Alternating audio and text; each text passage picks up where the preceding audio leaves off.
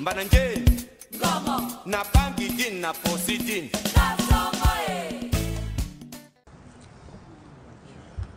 Oui, Monsieur le Président, pour que je suis Maître Emmanuel Sim, pour rendre plus audible et plus cohérente ce que nous allons vous dire, je me propose de vous présenter d'abord l'équipe qui est chargée de défendre le candidat professeur Maurice Kamto. Elle est composée du bâtonnier Yondo Black, qui vient de prendre la parole, du bâtonnier Keremona, qui l'a suivi immédiatement après. Elle est composée également de maître André Léonard Ndem, maître André Tassa. Je pense que je n'ai oublié personne. Monsieur le Président, honorable membre de la Cour, nous allons commencer par répondre précisément sur le rapport qui a été lu par le conseiller rapporteur. Un rapport que nous contestons très naturellement, que nous contestons intégralement. Les avocats chargés de le faire seront Maître Oswop, Maître Yumsi et Maître Claude Assira. Merci. Monsieur le Président, clarté. honorable membre du Conseil constitutionnel, je suis Sylvain Swop, avocat au barreau du Cameroun. Nous avons bien suivi le rapport du conseiller rapporteur qui conclut à l'irrecevabilité des requêtes en récusation et de la requête en suspicion légitime après en avoir ordonné la jonction. D'abord sur la jonction, Monsieur le Président. Ces deux requêtes ne peuvent pas être jointes à notre humble avis, tout simplement parce que les deux requêtes n'ont pas le même objet. La récusation vise certains membres de votre auguste juridiction, alors que la suspicion légitime vise l'ensemble de la juridiction. Donc, Monsieur le Président, en se prononçant sur une jonction qui, de notre point de vue, n'est pas opportune, on laisse croire que les deux demandes ont exactement le même objet.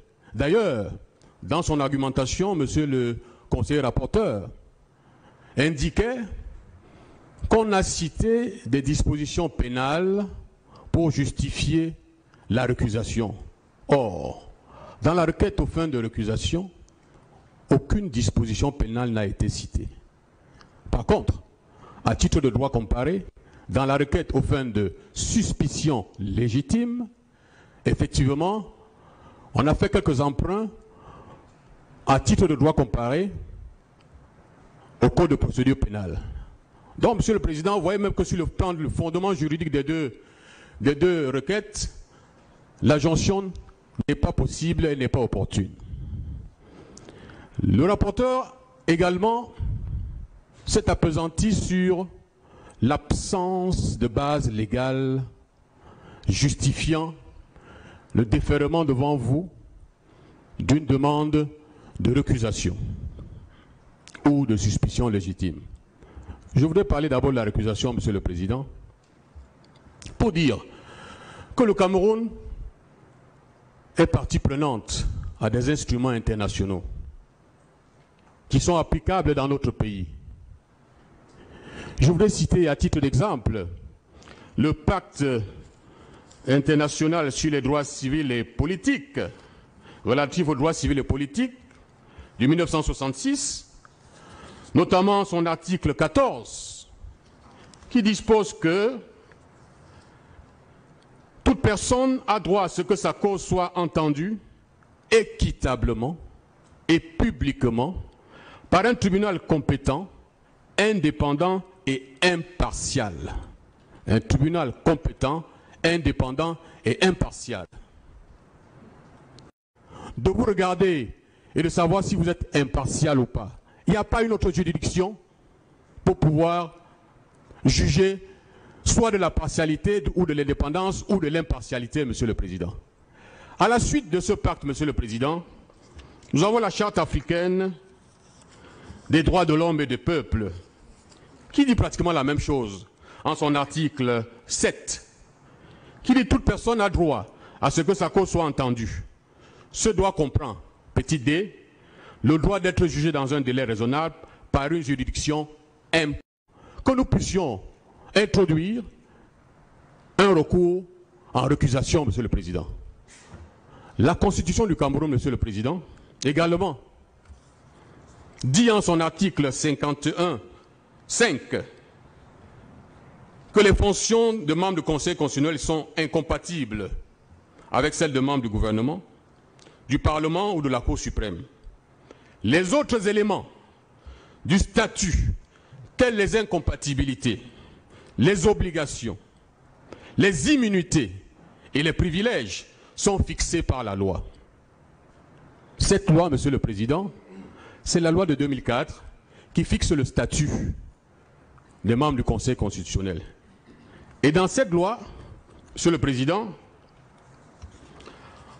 en son article 5, si je ne m'abuse, cette loi dispose, article 5 de la loi 2004-05 du 21 avril 2004 fixant le statut des membres du Conseil constitutionnel, qui est prise en application de l'article 51 de la Constitution que nous venons de lire, Monsieur le Président. Cette loi dit, article 5, les membres du Conseil constitutionnel doivent s'abstenir de tout ce qui peut de direction, de façon plus générale, de faire apparaître de quelque manière que ce soit leur appartenance politique ou syndicale. Monsieur le Président, la loi qui fixe votre statut, le statut de cette auguste juridiction, indique que tout membre de votre juridiction doit éviter de compromettre son indépendance ou de laisser voir ou de laisser croire que son indépendance ou sa dignité pourrait être compromise. Monsieur le Président, dans votre composition, les membres de votre auguste juridiction sont en totale discordance avec cet article 5.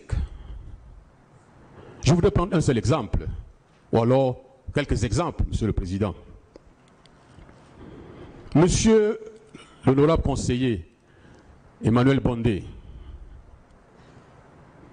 est membre du comité central du RDPC. Il est également membre du bureau politique du RDPC. Pour s'en convaincre, Monsieur le Président, il suffit de consulter le site officiel du Rassemblement démocratique le peuple camerounais, www.rdpcpdm.cm, où le nom de M. Emmanuel Bondé apparaît comme membre du bureau politique et membre du comité central. M. Jean-Baptiste Baskouda également y apparaît comme étant membre du comité central. Alors que M. Bondé est membre élu, M. Baskouda est membre désigné. C'est sur le site du RDPC. Or, l'article 5, troisième tiret, requiert qu'il est interdit d'occuper au sein d'un parti politique une fonction. Monsieur le Président, ceci est également l'une des illustrations de la base légale à partir de laquelle nous déférons devant vous cette demande de récusation. Cette loi qui fixe votre statut, qui parle d'indépendance, d'intégrité. Et plus loin encore, Monsieur le Président, l'article de votre serment, l'article 3, alinéa 2, qui fixe votre serment, que je vais me donner la peine de lire, mais que vous connaissez très bien, Monsieur le Président. Chaque membre du Conseil constitutionnel jure de bien et fidèlement remplir ses fonctions, de les exercer en toute impartialité, dans le respect de la Constitution, de garder le secret des délibérations et des votes, de ne prendre aucune position publique, de ne donner aucune consultation sur les questions relevant de la compétence du Conseil. Une fois de plus, que ce soit les instruments internationaux ou nos lois internes, on revient sur l'impartialité qui est demandée à tout membre du Conseil constitutionnel. Monsieur Paul Biya, c'est une prise de position publique. Et on ne nous ferait pas croire, Monsieur le Président, on aura membre du Conseil constitutionnel, que le fait que plus tard, dans un semblant de rétropédalage, qu'on dise que c'est plutôt son épouse qui aurait dû être désignée à la place de M. Fouman, alors que jamais de l'histoire du RDPC, on n'avait jamais vu son épouse prendre position dans le cadre politique. Monsieur le Président, c'est une explication qui ne saurait tenir. Cette position publique a été actée. Qui plus est, Monsieur le Président, s'agissant de ce même membre, Monsieur le Président, qui occupe également des fonctions publiques. Monsieur Jean Fouman Akam est le président du conseil d'administration de l'université de Yaoundé 1. Votre statut vous l'interdit. Monsieur Jean Fouman Akam, selon ce qu'on a pu lire sur le site de l'Organisation internationale de la francophonie, est le président du tribunal de première instance de cette organisation. C'est une fonction publique. On ne peut pas, Monsieur le Président, prétendre qu'il n'y a pas de base légale justifiant votre saisine. Le Conseil constitutionnel est juge de sa propre partialité ou impartialité. C'est ce que la Constitution a prévu, Monsieur le Président. Il n'y a pas une autre instance où on va déférer devant vous les griefs de partialité que nous aurions vis-à-vis d'un membre du Conseil constitutionnel. Monsieur le Président, s'agissant de vous-même, dont j'ai un immense estime et un immense respect, personne n'ignore, Monsieur le Président, que dans votre cas, votre épouse est députée du RDPC, qui a d'ailleurs voté cette loi. Donc, Monsieur le Président, c'est cela également un cas qui peut laisser craindre légitimement à tout citoyen que l'impartialité qui vous est demandée puisse être remise en cause. Si on va même plus loin, Monsieur le Président, des affaires continuent à passer en votre nom devant les juridictions où on vous appelle mais vous n'êtes pas là, où des gens vous représentent comme avocat.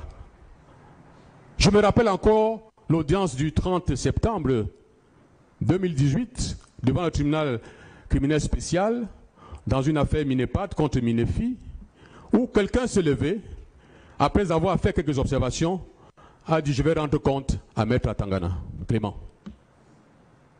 Monsieur le Président, face à ces situations,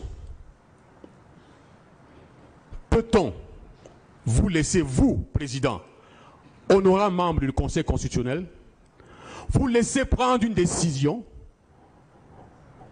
qui serait sujette à caution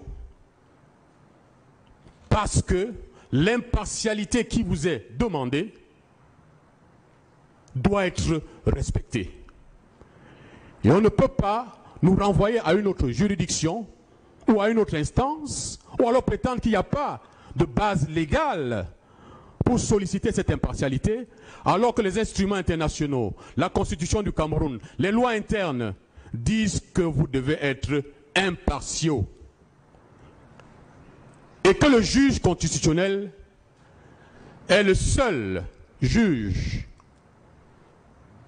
habilité, compétent, à juger de sa propre compétence et à juger de son impartialité. Dès lors qu'il existe des indices, j'allais dire, des preuves sur le risque encouru par une décision qui pourrait être déclarée comme étant en faveur d'un candidat, parce que ceux qui ont rendu la décision avec quelques accointances, de près ou de loin, avec ce candidat, Monsieur le Président, je pense qu'en tant que juge constitutionnel, au moment où l'histoire du Cameroun est en train de s'écrire, au moment où vous allez jouer votre partition, pour qu'un Cameroun uni reste debout, Monsieur le Président, et que nul n'est au-dessus de la loi, il convient, Monsieur le Président, que prenant vos responsabilités,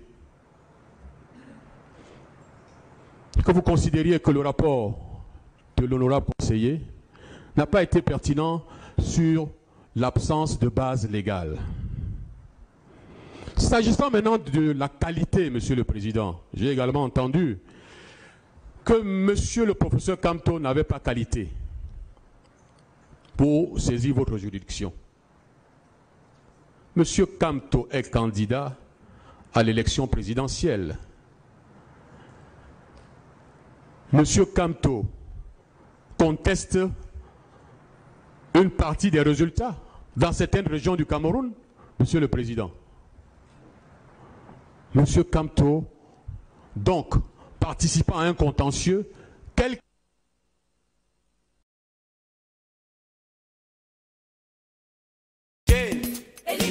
Mbananje, Ngama, na bangi din na posidin, na songo